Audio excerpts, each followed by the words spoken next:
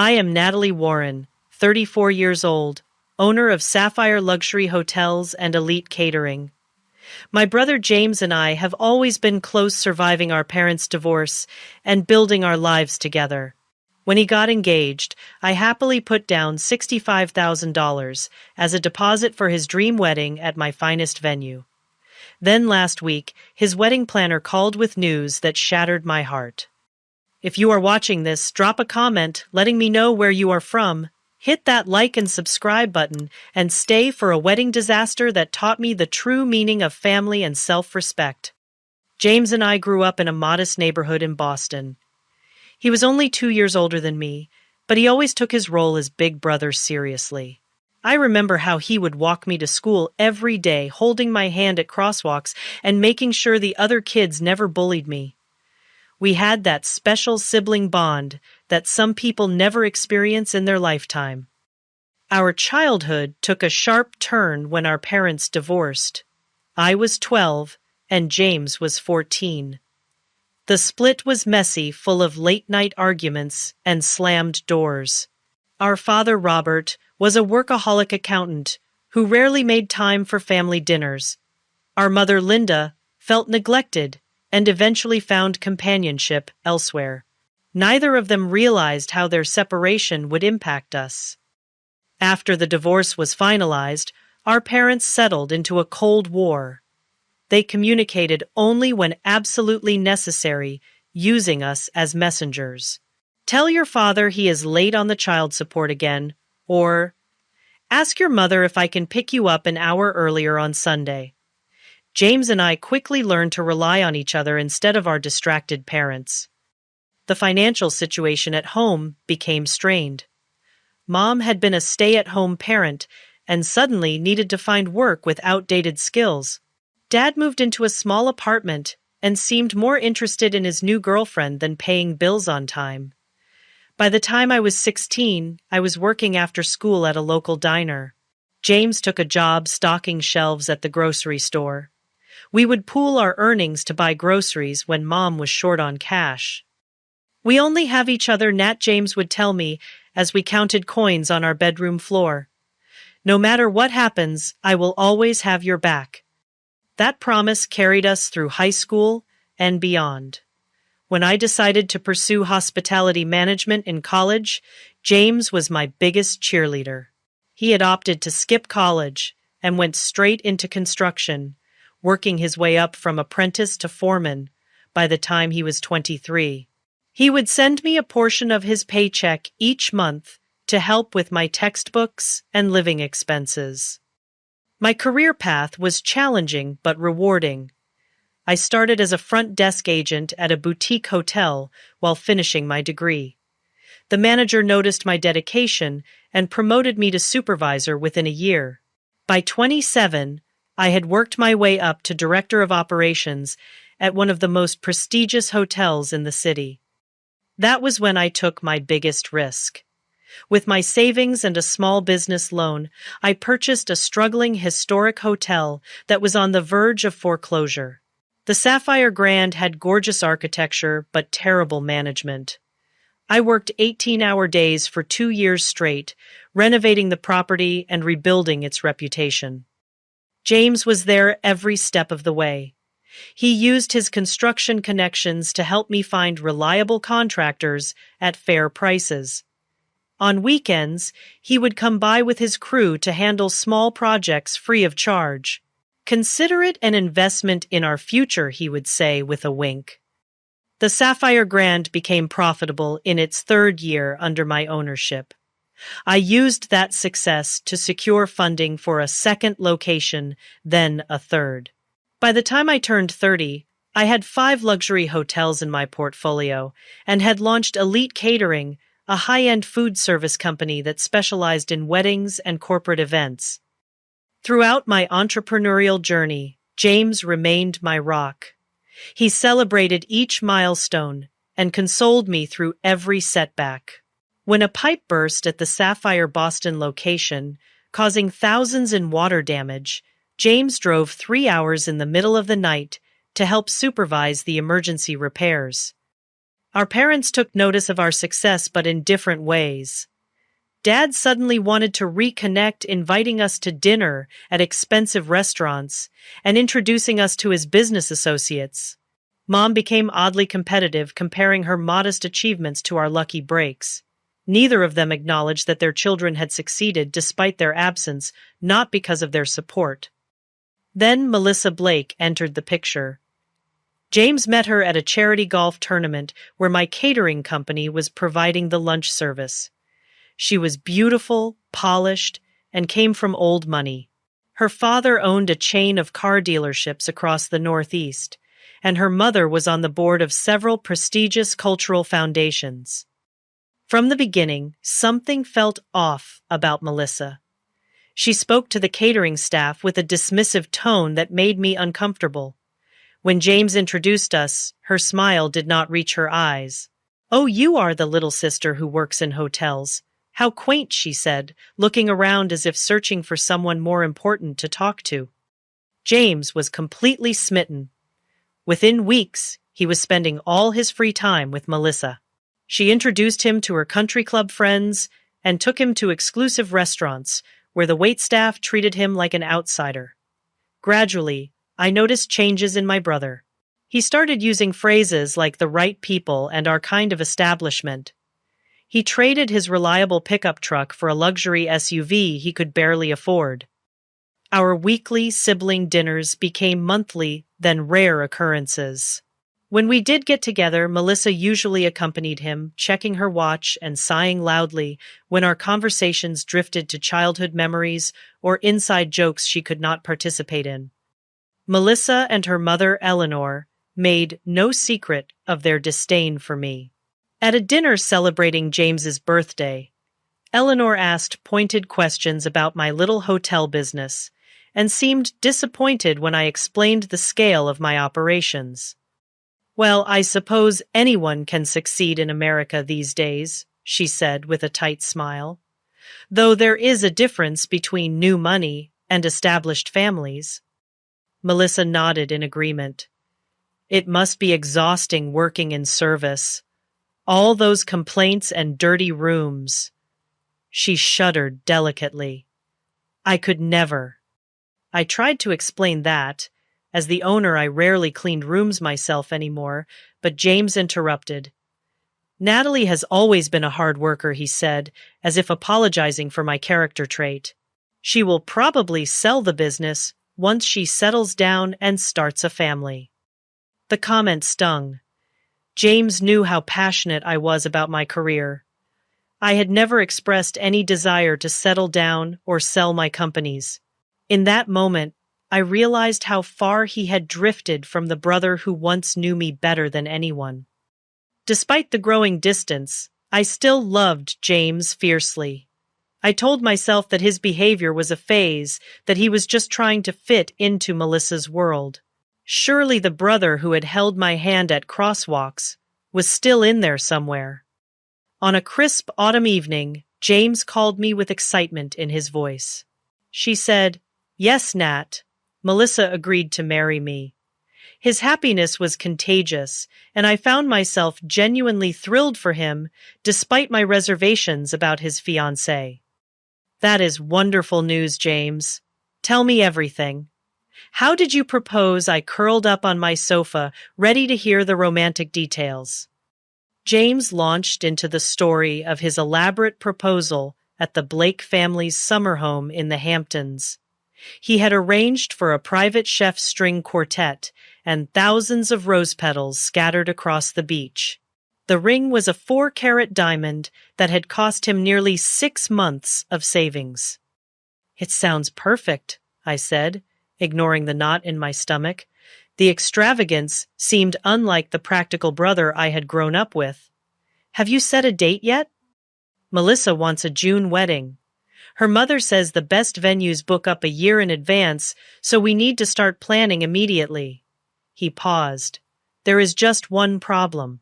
The places Eleanor suggested are either already booked or way beyond our budget."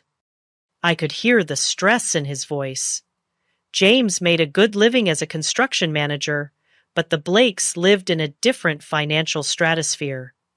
I knew he was worried about measuring up to their expectations. "What about the Sapphire Grand?" I suggested. "The ballroom can hold 300 guests, and the gardens would be beautiful for a June ceremony." There was silence on the other end of the line. "I do not know, Nat. Melissa has her heart set on the Rosewood or the Peninsula." The Sapphire Grand was just rated above both in Luxury Travel magazine, I pointed out. And as the owner's brother, you would get preferential booking and significant discounts. After more hesitation, James promised to discuss it with Melissa. 3 days later, he called back. "Melissa will consider the Sapphire Grand, but she wants to see it first, and she is concerned about the catering. Her mother knows several celebrity chefs. Tell her Elite Catering can create any menu she desires," I said, trying to keep the irritation from my voice. "We have 2 Michelin-trained chefs on staff." The tour of the Sapphire Grand was tense. Melissa and Eleanor walked through the grand ballroom with critical eyes, whispering to each other and taking notes. My hotel manager, Anthony, presented our most luxurious wedding package while I showed them the bridal suite with its panoramic city views. "The space is adequate," Eleanor conceded reluctantly. "But the color scheme is all wrong for Melissa's vision. Would you be willing to reupholster the ballroom chairs and replace the draperies?" I blinked in surprise. "We could certainly add chair covers and decorative elements to match your color palette," I offered. "Complete reupholstery of 200 chairs would be quite costly and unnecessary." Melissa pursed her lips. "Mother, perhaps we should continue looking at the Rosewood." James shot me a pleading look. I recognized that expression from our childhood, when he needed me to compromise to keep the peace. With a deep breath, I smiled at my future sister-in-law. "Why don't you show me your Pinterest board? I am sure we can find creative solutions to transform the space into exactly what you are envisioning." That concession opened the floodgates. Over the next hour, Melissa detailed her dream wedding, which seemed to have been lifted straight from a royal ceremony.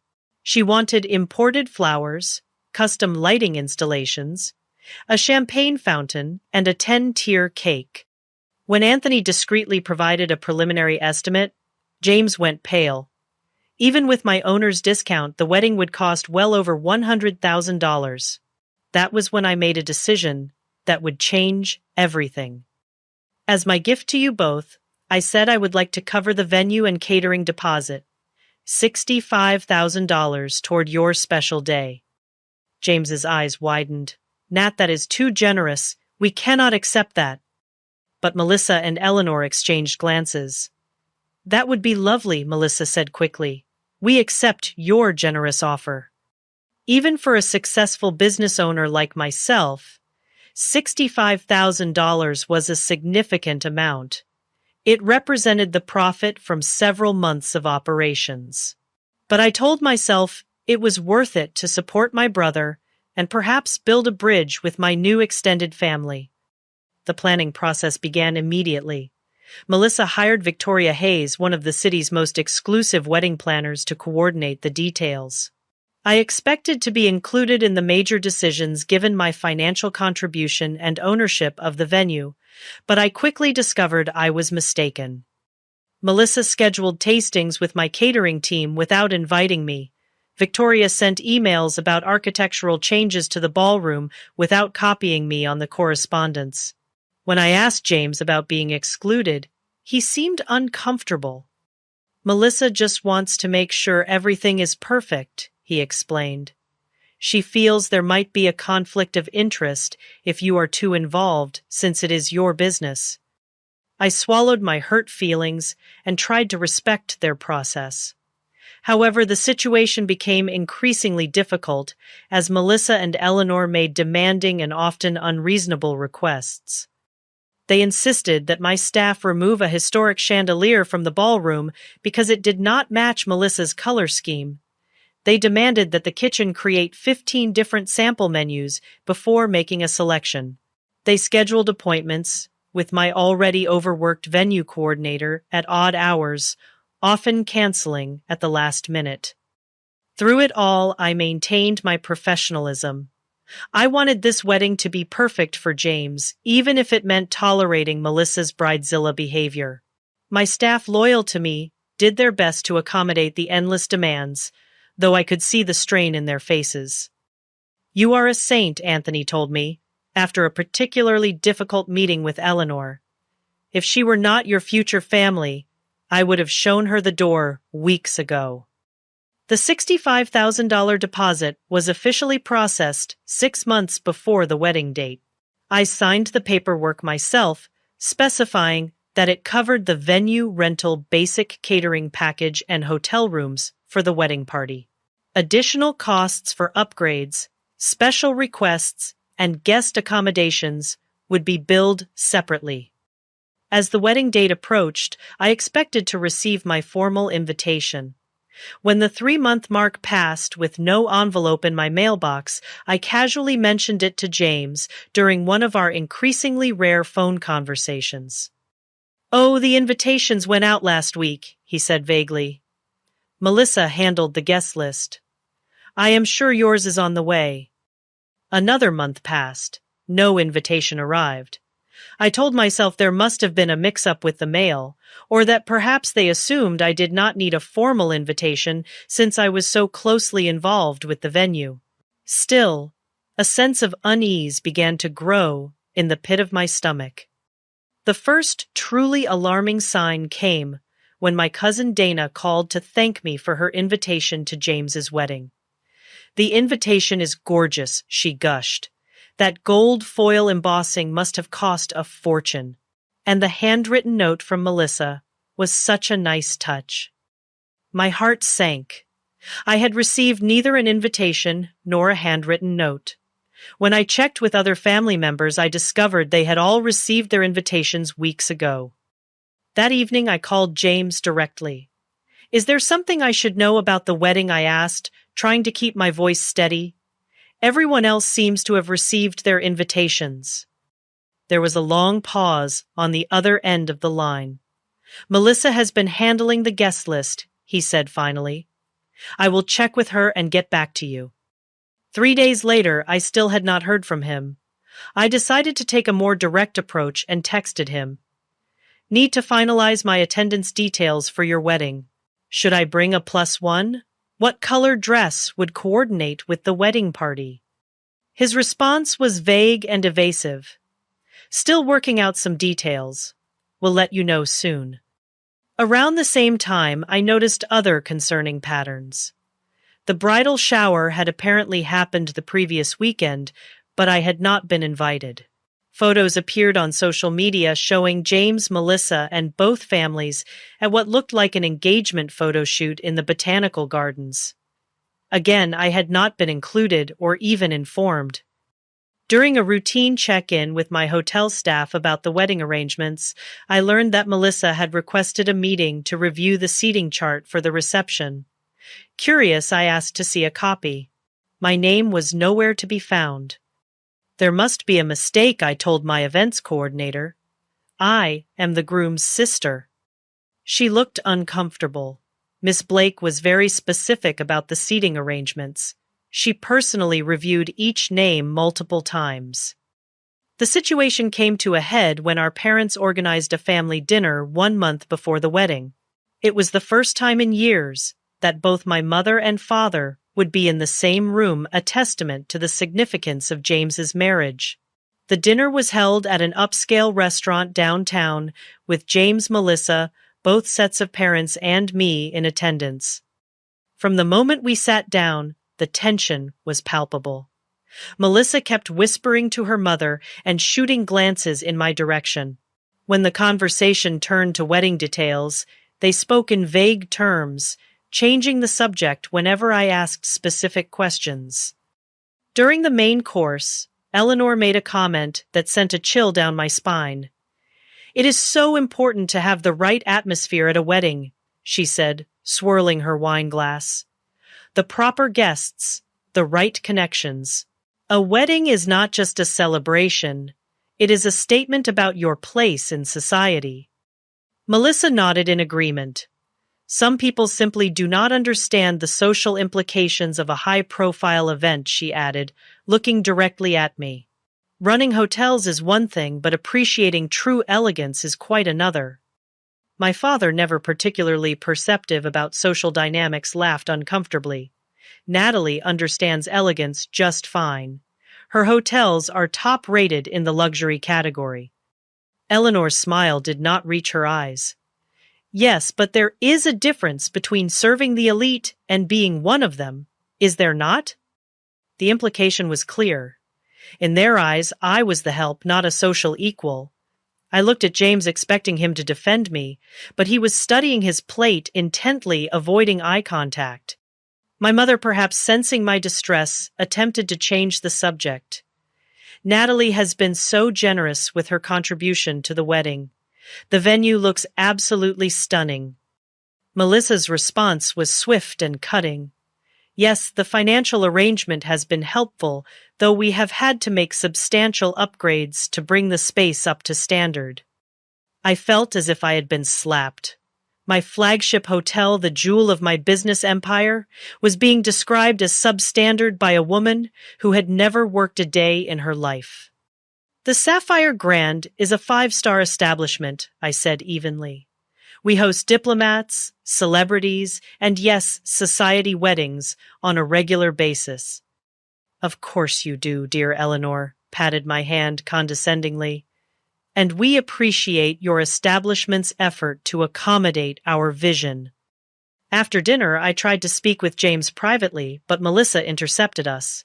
James, darling, we need to discuss the rehearsal dinner with Daddy, she said, pulling him away. The look she gave me was triumphant, almost smug. Later that week, I received a disturbing message from a friend who worked at the country club where Melissa was a member. She had overheard Melissa laughing with her bridesmaids about the hotel girl who thought she was invited to the wedding. She actually thinks she will be sitting at the family table, Melissa had reportedly said. As if we would want someone like her front and center in the photos. But we need to keep her happy until the big day, since she controls the venue. Another bridesmaid had asked, what about the money she contributed? $65,000 is a lot to take without including her. Melissa's response chilled me. That money is already spent. What is she going to do, ask for it back? Besides, James says she is loaded. She will get over it. I confronted James that evening, calling him and demanding answers. Am I invited to your wedding or not? I asked bluntly. Because from what I am hearing, Melissa has other ideas. James sighed heavily. Nat, it is complicated. Melissa and her mother have very specific ideas about the guest list. They are concerned about maintaining a certain atmosphere. An atmosphere that does not include your only sister. The sister who gave you $65,000 toward this wedding. My voice cracked with emotion. You do not understand the pressure I am under, James said defensively. Melissa's family moves in important circles. This wedding could open doors for both of us. Since when do you care about important circles? I demanded. What happened to the brother who used to say we only needed each other? People grow up, Natalie. They change. Maybe you should try it sometime instead of holding on to the past. His words were like daggers to my heart. Is that Melissa talking or you? I asked quietly. This conversation is not productive, he said, his voice cold. I need to go. Melissa and I have an appointment with the florist. As I hung up the phone, I felt a deep sense of loss. The brother I had known and loved my entire life was slipping away, replaced by someone I barely recognized. Still, I clung to the hope that this was temporary madness, that the real James would return once the wedding stress had passed. I decided to make one last attempt to salvage our relationship. I sent James a heartfelt email, reminding him of all we had been through together and expressing my hurt at being excluded from his important day. I assured him that I would continue to ensure the wedding venue and catering were perfect, regardless of my personal feelings, because that was what family did for each other. His response was brief and formal. "Thank you for your understanding. I will speak with Melissa about the guest list situation." Days passed, with no further communication. The wedding was now just 1 week away, and I had begun to accept that I might not be attending my own brother's ceremony despite providing the venue and a substantial financial contribution. Then came the phone call that would change everything. It was a Tuesday afternoon when my phone rang, displaying an unfamiliar number. I was in the middle of a budget meeting with my executive team, but decided to answer in case it was related to the wedding. "Hello, is this Natalie Warren?" a professional female voice inquired. "Yes, speaking," I replied, stepping out of the conference room. "This is Victoria Hayes, the wedding planner for the Warren Blake ceremony scheduled at the Sapphire Grand next Saturday." Her tone was crisp and businesslike. "I am calling regarding your deposit payment of $65,000. My heart skipped a beat. Yes, is there an issue with the payment? I had processed it myself months ago, but perhaps there was some administrative problem. Not exactly, Victoria hesitated. I have been instructed by the family to inform you that your invitation to the wedding has been cancelled. However, they would like to retain the deposit you provided. The world seemed to stop. I gripped the hallway wall for support. Excuse me. Victoria cleared her throat uncomfortably. The family has decided to revise the guest list. Your attendance is no longer required.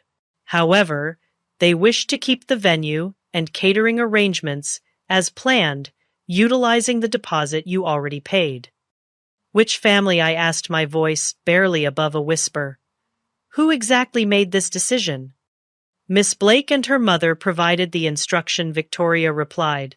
I was told that Mr. Warren is aware and has agreed to the arrangement. James had agreed to uninvite me from his wedding but keep my $65,000, my own brother. The same brother who once gave me half his sandwich every day at school because he knew I was too shy to ask for more food. The brother who held my hand at our grandmother's funeral and promised we would always have each other. May I ask why I managed fighting to keep my voice steady? Victoria paused again, clearly uncomfortable with the conversation. I was informed that your presence might distract from the event's intended atmosphere. Miss Blake felt that the family dynamics might create tension on her special day. Family dynamics, I repeated incredulously. I am his sister, his only sibling. Miss Blake also mentioned something about your professional connection to the venue, potentially confusing guests about your role. Victoria sounded like she was reading from a script. She specifically mentioned concerns about you being perceived as staff rather than family given your ownership of the establishment. The cruelty of the statement knocked the wind out of me. After years of hard work building my business from nothing, my success was being used against me. I was too associated with service industry work to be worthy of attending my brother's wedding. Did James say this? I asked, needing to know if these were his words or Melissa's. I have not spoken directly with Mr. Warren about this matter, Victoria admitted. The instruction came from Miss Blake, but she assured me that Mr. Warren was in agreement. I closed my eyes, trying to process the betrayal. And the $65,000 I contributed. They expect to keep that money while excluding me from the event. Yes, Victoria confirmed, sounding increasingly uncomfortable. The deposit is considered non-refundable at this point, as stated in the contract. Miss Blake mentioned that you had presented it as a gift not contingent on your attendance. A wave of anger washed over me, clearing away the shock and hurt. This was beyond inconsiderate. It was calculating and cruel. They had used me for my venue, my catering services, and my money, all while planning to exclude me from the actual celebration. "Miss Warren, are you still there?" Victoria asked after a long silence. "Yes," I said, my voice suddenly calm and clear. "I want to confirm that I understand correctly. The bride and her mother have decided I am not welcome at my brother's wedding, despite my significant financial contribution and the fact that the event is being held at my property. And my brother has apparently agreed to this arrangement." "That is my understanding, yes," Victoria replied cautiously. I took a deep breath. "Victoria, I appreciate your calling me directly. I am guessing you did not know that I am the owner of the Sapphire Grand and Elite Catering." There was a sharp intake of breath on the other end of the line. No, I was not aware of that connection. Miss Blake introduced you only as Mr. Warren's sister, who had contributed to the wedding fund. "I see," I said, a plan already forming in my mind. "In that case, I have a message I would like you to deliver to Miss Blake and my brother." "Of course," Victoria replied, her professional demeanor slipping as she realized the precarious position she was in. "Please tell them that I said to cancel the entire wedding." Victoria gasped. "But Miss Warren, you cannot. You are not the bride or groom. You do not have the authority to cancel the event." "No," I agreed. "But I own the venue, the catering company, and the hotel chain they booked for out-of-town guests. And according to Section 12 of the contract they signed, I reserve the right to cancel any event that violates our company's core values, which include respect and integrity." The silence on the other end of the line was deafening. "But the deposits, the guests, everything is arranged," Victoria stammered. "Yes, it is unfortunate timing," I said coolly. "Please inform Miss Blake and my brother that unless I receive a formal apology and invitation to the wedding by 5 p.m. today, the Sapphire Grand will no longer be available for their event. All deposits will be forfeited as per the cancellation policy they agreed to." "This is highly irregular," Victoria protested. "I have never encountered such a situation in my career." "Neither have I admitted. "But then, I have never been uninvited from my brother's wedding while being expected to fund it either. Please deliver my message promptly." I ended the call and leaned against the wall, my heart pounding. Part of me could not believe what I had just done. Another part knew it was long overdue. For too long I had allowed Melissa and her family to treat me with disrespect while I smiled and accommodated their demands. For too long I had watched my brother transform into someone I barely recognized. The time for passivity was over. If James wanted to choose Melissa's elitist values over our lifelong bond, that was his right, but he would not do it in my venue with my money, while excluding me from the celebration. Within minutes, my phone began to ring. It was James. I let it go to voicemail. Then Melissa called, then Eleanor. I ignored them all, returning to my budget meeting with a serene smile that confused my executive team. "Is everything all right?" Anthony asked, noticing my changed demeanor. "Actually, yes," I replied. "I think everything is finally becoming very clear." By 4:30 that afternoon, my office, phone, cell phone, and email were flooded with messages. Victoria had apparently delivered my ultimatum, unleashing a storm of panic. The wedding was only 10 days away. Over 200 guests had confirmed their attendance. Deposits had been paid to florists, photographers, and entertainers. At precisely 4:55, there was a commotion in the hotel lobby. James had arrived with Melissa and both sets of parents in tow. It was time to face the consequences of my stand. I instructed my assistant to escort the wedding party to my private conference room rather than my office. This was no longer a family matter, but a business dispute, and I wanted the setting to reflect that distinction. When I entered the room 5 minutes later, the tension was palpable. Melissa was red-faced and teary, clutching her mother's hand. Eleanor looked apoplectic, her lips pressed into a thin line. My parents appeared confused and distressed. And James, my beloved brother, looked like a stranger, his face a mask of anger and embarrassment. "What the hell do you think you are doing?" he demanded, as soon as I closed the door behind me. I remained standing, hands clasped in front of me. Enforcing the terms of our contract, I replied calmly, and standing up for myself finally. Melissa's father, Howard Blake, stepped forward. He was a large man, accustomed to intimidating others with his physical presence. "This is outrageous. We have a binding agreement. You cannot simply cancel a wedding with 10 days' notice." I met his gaze steadily. "Actually, I can. Section 12 of the venue contract clearly states that the Sapphire Grand reserves the right to cancel any event that violates our ethical standards or poses a reputational risk to our establishment." "Ethical standards," Eleanor scoffed. "What nonsense is this? Attempting to exclude the venue owner from an event while retaining her financial contribution constitutes fraud," I stated. "That violates both ethical standards and potentially the law." "We did not exclude you, Melissa," protested, tears streaming down her face. "We simply revised the guest list." "By removing only me," I pointed out. "After accepting my $65,000 contribution."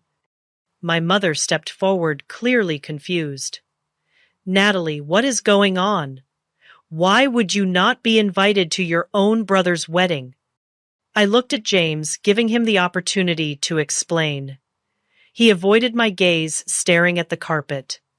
"Perhaps James or Melissa would like to explain their reasoning," I suggested, after the silence stretched uncomfortably.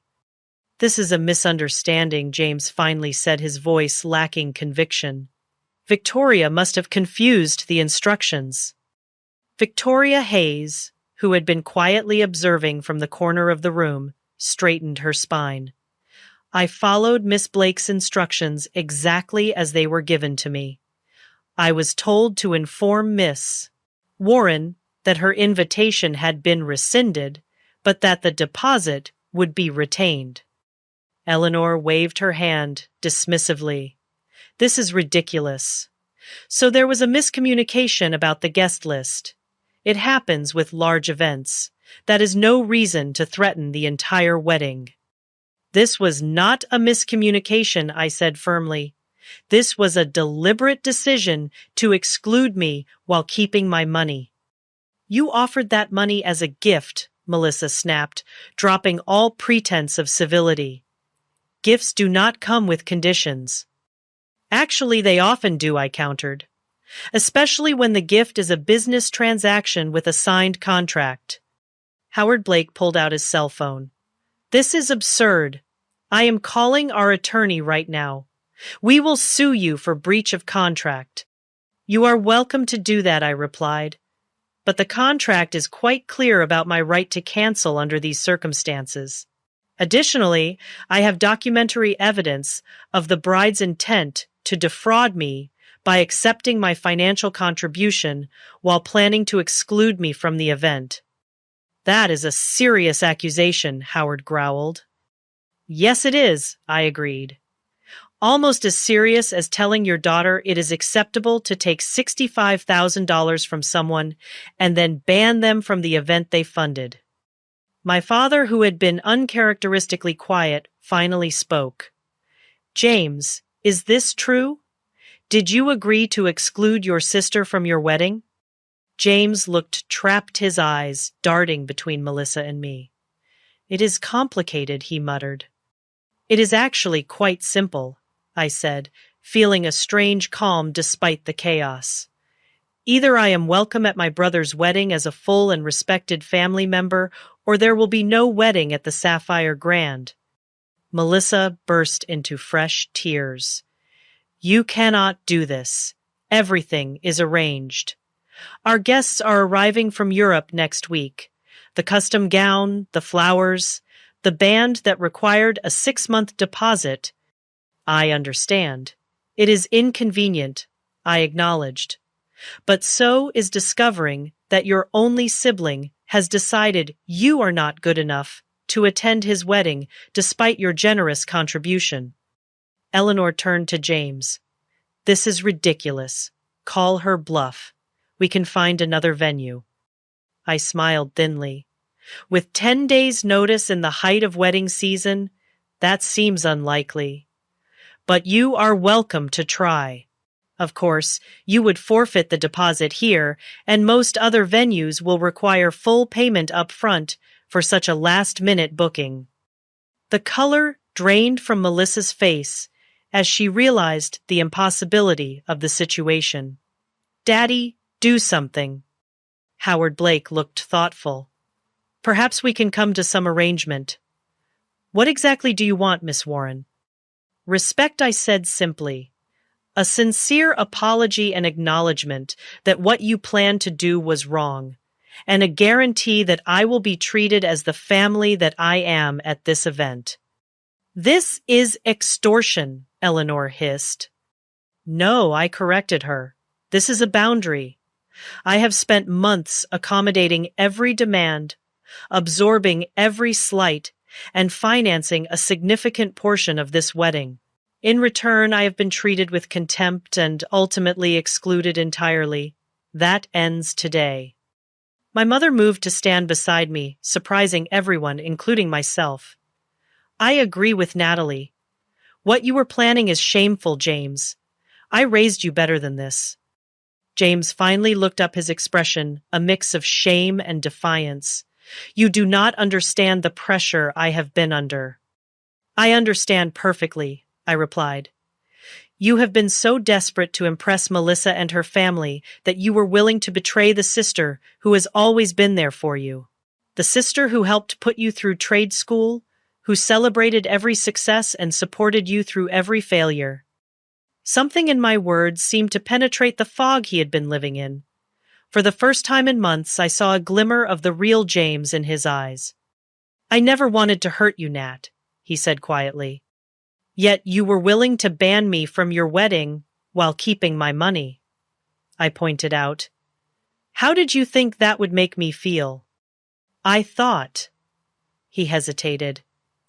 I thought you would understand that sometimes sacrifices have to be made for the bigger picture. And I was the sacrifice, I asked, my voice breaking slightly despite my resolve to remain composed. James had no answer for that. Howard Blake cleared his throat. Let us be practical about this. Miss Warren, if we agree to include you in the wedding as requested, will you allow the event to proceed as planned? That depends, I said, turning to face James directly. Is that what you want, James? Am I just an obligation to be tolerated, or do you actually want your only sister at your wedding? The room fell silent as everyone waited for James's response. This was the moment of truth, not just for the wedding, but for our relationship going forward. James looked at Melissa, then at me, then down at his hands. I want you there, Nat, he said finally. I always did. I just got caught up in everything. The planning, the expectations, the pressure to make everything perfect. Perfect for whom, I asked softly. He had no answer for that either. Melissa stomped her foot in frustration. This is my wedding.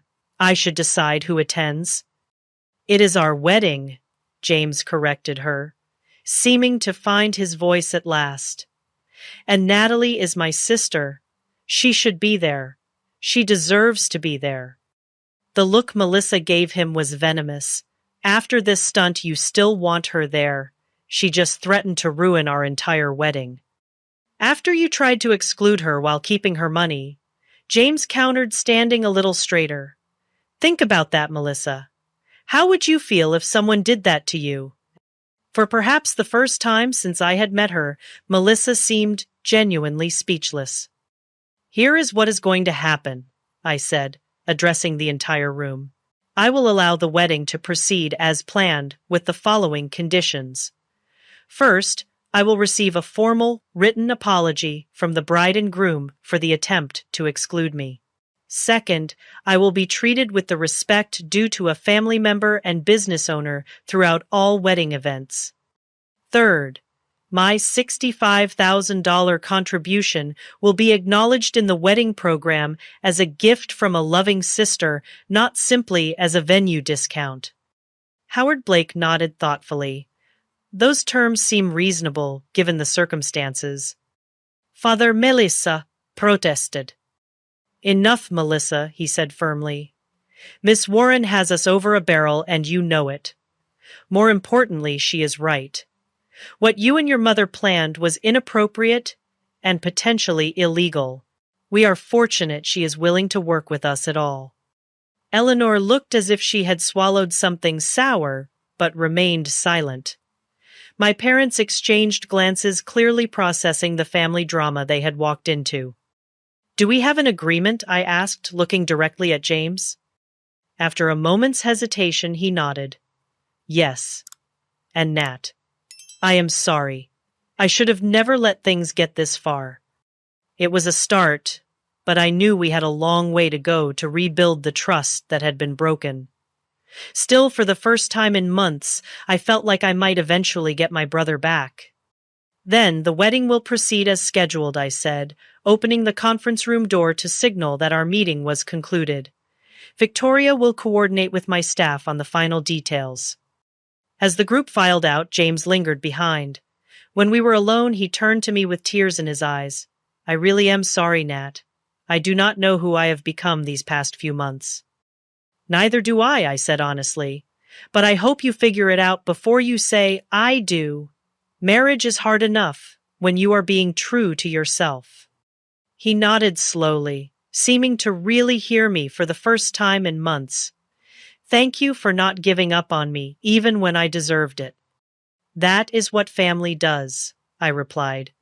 The real kind, not the kind that only values status and appearances. As he left to join his waiting fiancée, I wondered whether the wedding would actually take place.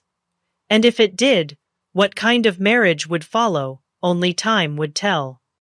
The days leading up to the wedding were tense but productive.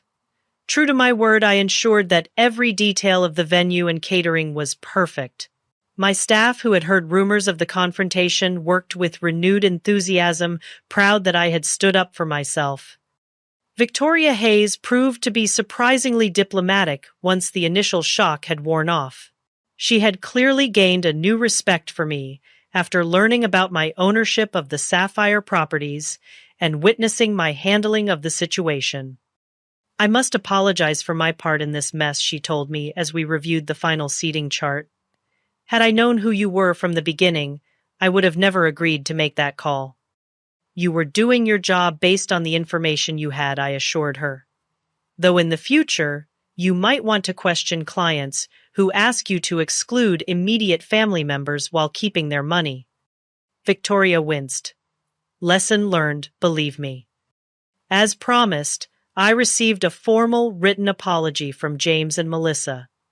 James's portion seemed heartfelt and genuinely remorseful. Melissa's contribution was stiff and clearly coached by her father's legal team, but it met the technical requirements of our agreement. The rehearsal dinner held 2 nights before the wedding was my first real test. As I entered the restaurant's private dining room, conversations hushed and all eyes turned to me. I held my head high, wearing a designer dress that struck the perfect balance between elegant and confident. James immediately came to greet me, kissing my cheek and leading me to a seat of honor near the head table. Melissa remained seated, offering only a tight smile that did not reach her eyes. Eleanor Blake made a point of avoiding me entirely, while Howard surprised me by approaching with an unexpected olive branch.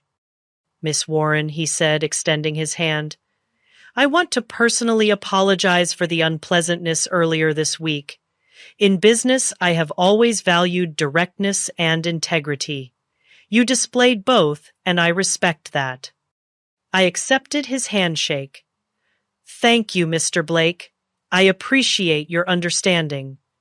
Howard, please, he insisted. We are about to be family, after all.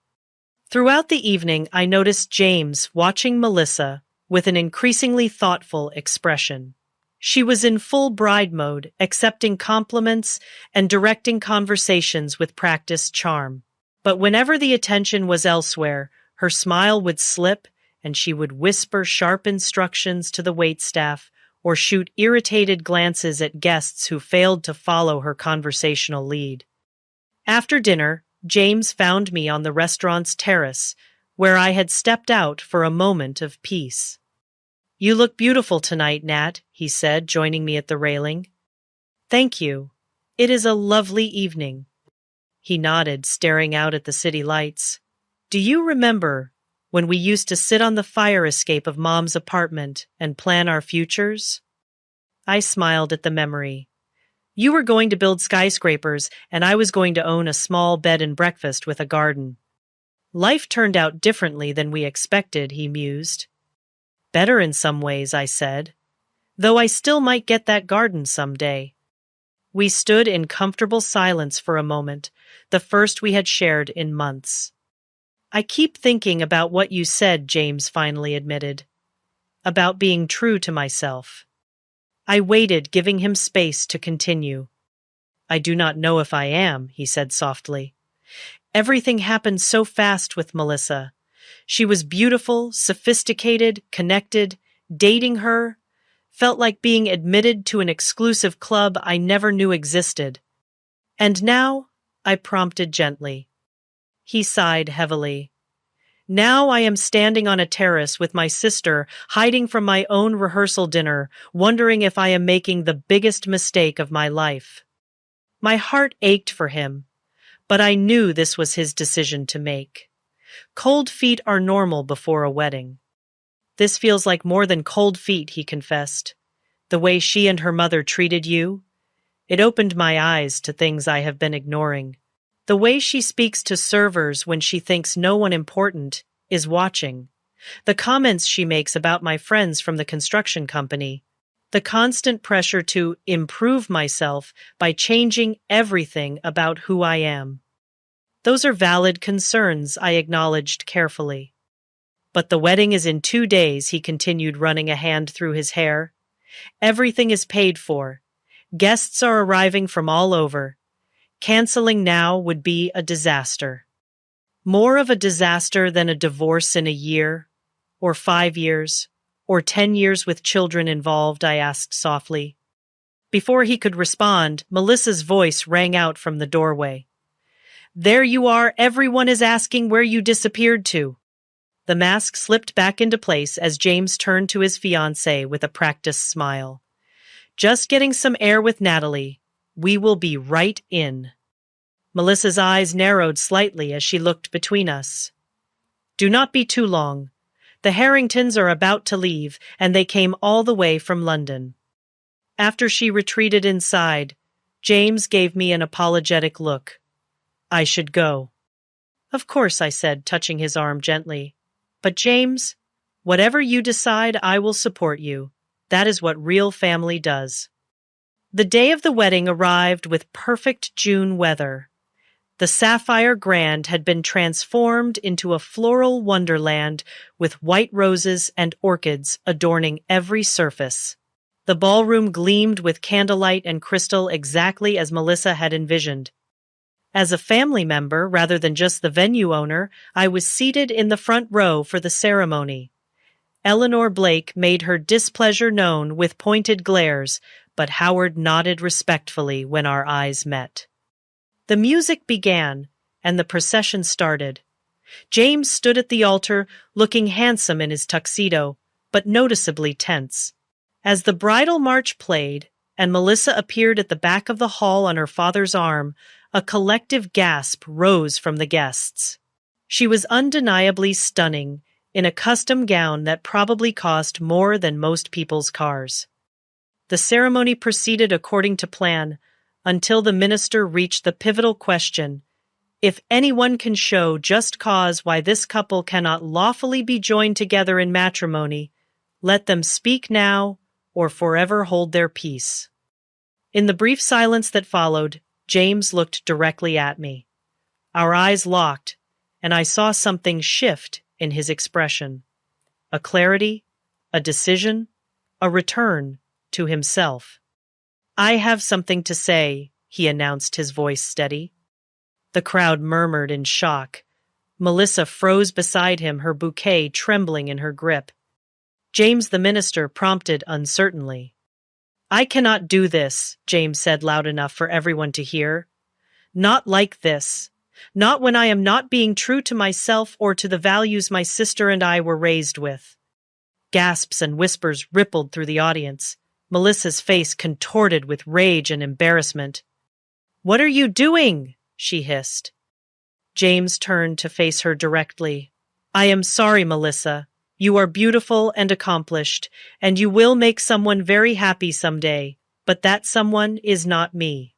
I have been trying to become someone I am not to fit into your world, and in the process, I nearly lost the person who has always been there for me."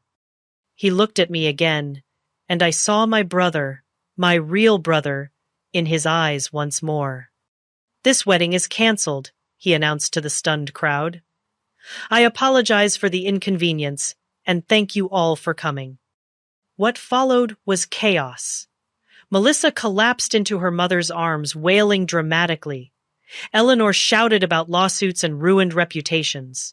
Howard Blake surprisingly remained calm, directing his attention to managing his wife and daughter's reactions rather than threatening James.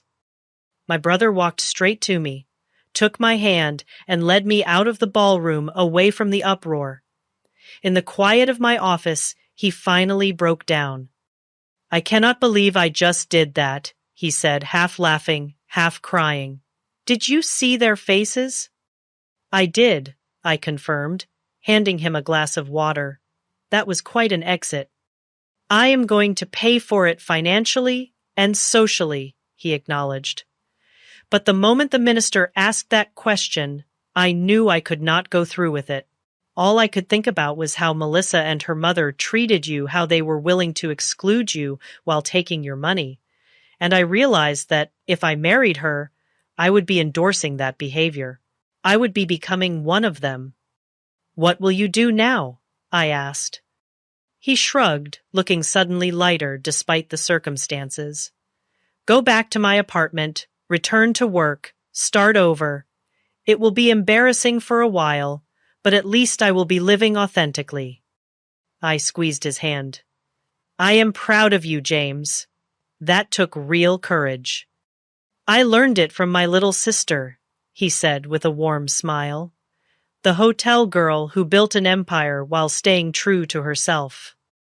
In the following days, James faced the fallout from his decision. The Blakes demanded repayment for their portion of the wedding expenses, which he agreed to handle over time. Some of Melissa's society friends spread unkind rumors about him, but his true friends stood by his side. As for me, I had my brother back, and that was worth more than any business deal or social connection. The Sapphire Grand suffered no lasting damage to its reputation. In fact, Victoria Hayes later told me that my handling of the situation had earned respect in professional circles. "Everyone knows the Blakes can be difficult clients," she confided. "The fact that you stood your ground while maintaining professionalism has only enhanced your standing." 1 month after the non-wedding, James and I resumed our tradition of Sunday brunches, something we had not done since Melissa entered the picture. As we shared pancakes and coffee, he looked more like himself than he had in years. "I got a call from Eleanor Blake yesterday," he mentioned casually. "She wanted to let me know that Melissa is dating a hedge fund manager now. Apparently, they met at a charity gala 2 weeks after our wedding was supposed to happen." "That was fast," I remarked. James laughed. "I am not surprised. I think I was always more of an accessory than a partner to her. The successful contractor with the rugged good looks who could be molded into an acceptable society husband. And now? Now I am dating someone new too, he admitted with a sheepish smile.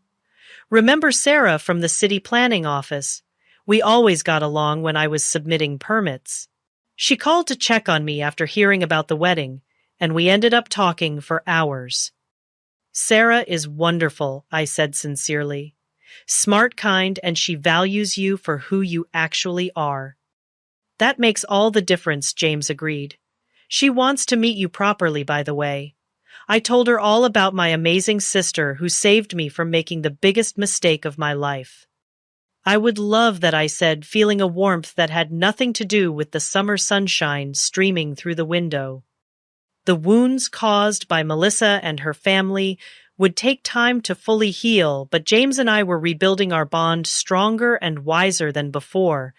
Sometimes it takes nearly losing someone to realize how valuable they truly are. 6 months after the wedding that never was, I sat in my office at the Sapphire Grand, reviewing the quarterly financial reports.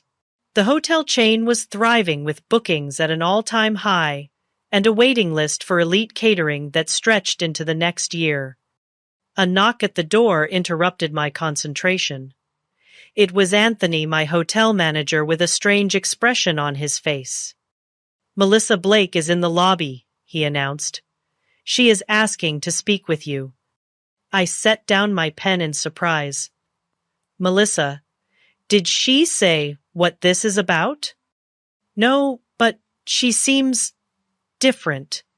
Less imperial, if you know what I mean." Curiosity got the better of me. "Send her up." When Melissa entered my office, I barely recognized her.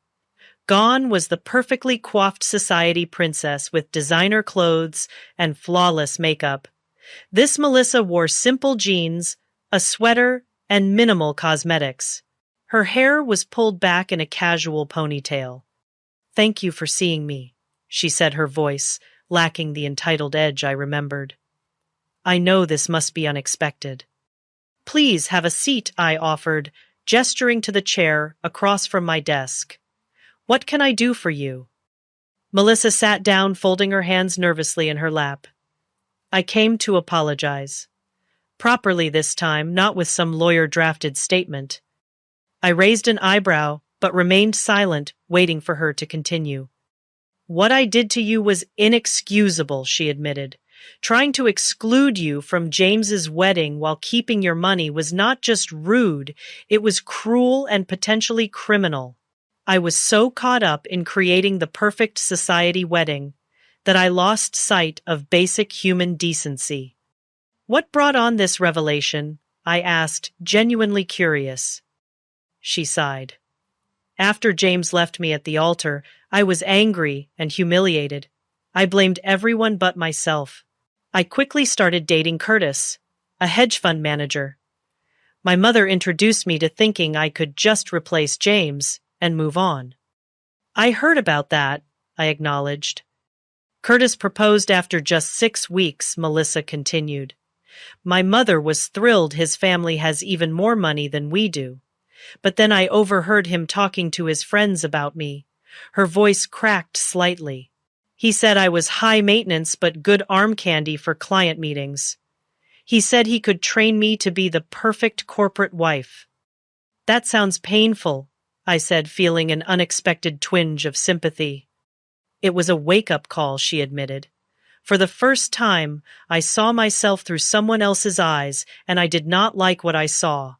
I broke off the engagement and started therapy." My mother was furious, but my father supported my decision surprisingly. Howard seemed to have more self-awareness than Eleanor I observed. Melissa nodded. "Dad pulled me aside after the therapy announcement and told me something I will never forget. He said, 'Melissa, I indulged your mother's social climbing because I thought it made her happy. But it turned her into someone I barely recognize, and now it is doing the same to you.'" "Powerful words," I murmured. "It has been a difficult few months of self-examination," she continued. I have had to confront some ugly truths about myself and how I treated people, especially you and James. The therapist helped me see that my behavior stemmed from deep insecurity. Despite all the privilege I grew up with, I never felt good enough on my own merits. I studied her closely, looking for signs of manipulation or insincerity. To my surprise, I found none. I do not expect forgiveness, Melissa said, meeting my gaze directly. I just wanted you to know that I recognize the harm I caused, and I am working to become a better person. I appreciate that, I said carefully. Genuine apologies are rare. There is one more thing, she added, reaching into her purse. This is for you. She handed me an envelope. Inside was a cashier's check for $65,000. Your deposit, she explained. It should have been returned to you immediately after the wedding was canceled. It was wrong of me to try to keep it. I stared at the check in surprise. Thank you. This is unexpected. It is the right thing to do, she said, simply standing to leave. That is all I wanted to say. Thank you for seeing me. As she turned to go, I found myself asking, Have you spoken to James? She paused at the door. I thought about reaching out, but I decided that would be selfish. He seems happy with Sarah from what I have heard. He deserves that happiness without me complicating things. With that, she was gone, leaving me to ponder the strange encounter. People could change, it seemed, if they were willing to face their mistakes honestly. That evening, I met James and Sarah for dinner at my newest hotel property. They were glowing with happiness, clearly well matched in values and temperament. Sarah was warm, intelligent, and treated the waitstaff with genuine kindness, something I noticed immediately. You will never guess who came to see me today, I told James over dessert. When I recounted Melissa's visit and apology, his eyes widened in disbelief. Melissa Blake admitted she was wrong and returned the money voluntarily. Are you sure it was really her and not an imposter? I laughed. It was her, though, a very different version from the woman you almost married. James shook his head in wonder. People can surprise you, I guess. Though I am grateful, every day, that I did not go through with the wedding. Sarah squeezed his hand affectionately. So am I, selfishly. The whole experience taught me something important, I reflected. For years, I defined success by my business achievements. I worked endless hours building the Sapphire brand, sometimes at the expense of personal relationships. I took pride in being self-sufficient, never needing to ask for help. You have always been the strong one, James agreed. But strength is not about handling everything alone, I continued. Real strength is knowing when to stand up for yourself, when to set boundaries, and when to walk away from situations that diminish your worth. If I had not found the courage to confront you and Melissa about the wedding exclusion, I might still be letting people take advantage of my generosity while treating me as less than. I am sorry I put you in that position, James said quietly. We both learned from it, I assured him. And our relationship is stronger for having weathered that storm. In the months that followed, I made changes in both my personal and professional life. I began volunteering with a mentorship program for young women entrepreneurs, sharing not just business advice, but lessons about self-worth and healthy boundaries. My experiences with Melissa and her family had shown me how many people, especially women, struggle with standing up for themselves in both personal and professional contexts. I also reconnected with old friends I had neglected during my workaholic years, finding joy in relationships that had nothing to do with business advantage. James and I instituted a strict no-work talk policy for our Sunday brunches, focusing instead on our lives, dreams, and the simple pleasure of sibling companionship. Perhaps most surprisingly, I developed a cordial relationship with Howard Blake. After Melissa's apology, he reached out to discuss a potential business collaboration. Over lunch, he confided that my handling of the wedding situation had earned his respect. I built my car dealership empire by recognizing talent and integrity, he told me. You demonstrated both. Eleanor and Melissa may have wealth and social connections, but you have something more valuable: character. The $65,000 check from Melissa went into a special fund I created to help couples who wanted meaningful weddings without financial strain. The True Love, True Values grant provided venue and catering services at the Sapphire Grand for couples who demonstrated authentic commitment to each other and their communities. As for my brother, he and Sarah became engaged a year after the non-wedding disaster.